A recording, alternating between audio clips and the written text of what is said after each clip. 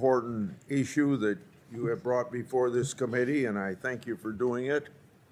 I, for one, want people to know that I love using Twitter. But we also know that big tech companies, such as Twitter, collect vast amounts of data on Americans. In the hands of foreign adversaries, this data is a gold mine of information that could be used against America's interest. Twitter has a responsibility to ensure that the data is protected and doesn't fall into the hands of foreign powers. Americans rightly expect that Twitter will protect that information. Thanks to a whistleblower that comes forward, we've learned that Twitter hasn't secured the data of tens of millions of Americans and countless other users. That whistleblower is here today, so we welcome you, Mudge. He comes before the committee today not only as an expert in the field of cybersecurity, but also as a whistleblower. I think all of my colleagues know that I have a great deal of admiration for whistleblowers. I've always said that whistleblowers are patriotic individuals who often sacrifice their own career as well as their livelihood to root out waste, fraud, and abuse. Thank you very much for being here. Because of Mudge's disclosures, we've learned that personal data from Twitter users was potentially exposed to foreign intelligence agencies. For example, his disclosure indicates that India was able to place at least 2 suspect foreign assets within Twitter. His disclosures also note that the FBI notified Twitter of at least 1 Chinese agent in the country, a company, I should say.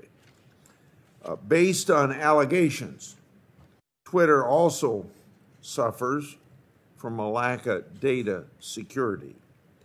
Due to that failure, thousands of Twitter employees can access user data. That data that they don't need access to in order to do their job, yet they have access. And if foreign assets work for Twitter, that means these foreign assets can also access the data.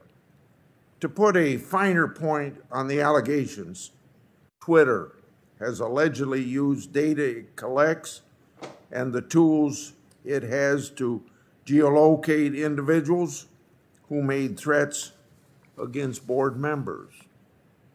In the hands of a foreign agent embedded at Twitter, a foreign adversary could use the same technology to track down pro-democracy dissidents within their country, but also to spy on Americans.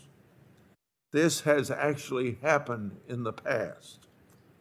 In 2019, 2 Twitter employees were indicted by the FBI. They used their position at Twitter to access private user data and then gave it to Saudi Arabia. These foreign agents were able to access and provide personal information on more than 6,000 individuals of interest to the Saudi government.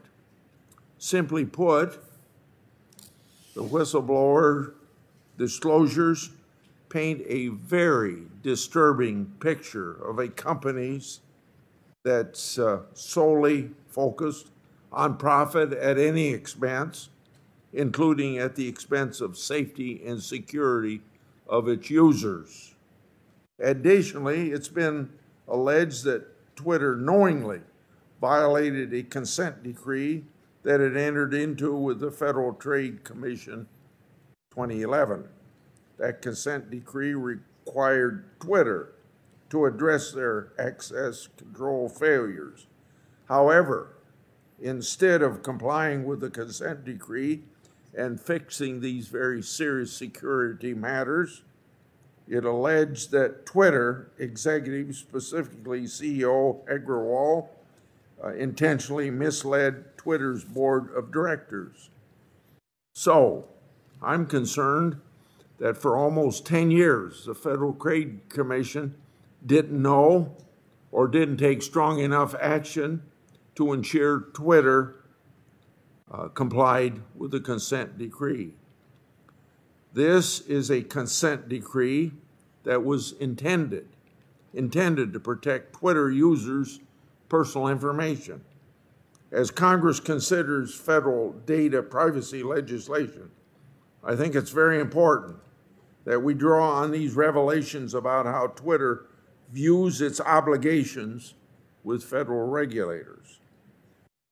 Congress should also be mindful of the FTC's ability or lack thereof to successfully oversee these important issues. Twitter also needs to answer questions about its content moderation. It was revealed to this committee that Twitter outsources a great deal of consent moderation to foreign countries. They have close to 2,000 employees in other countries whose job is to screen tweets by Americans.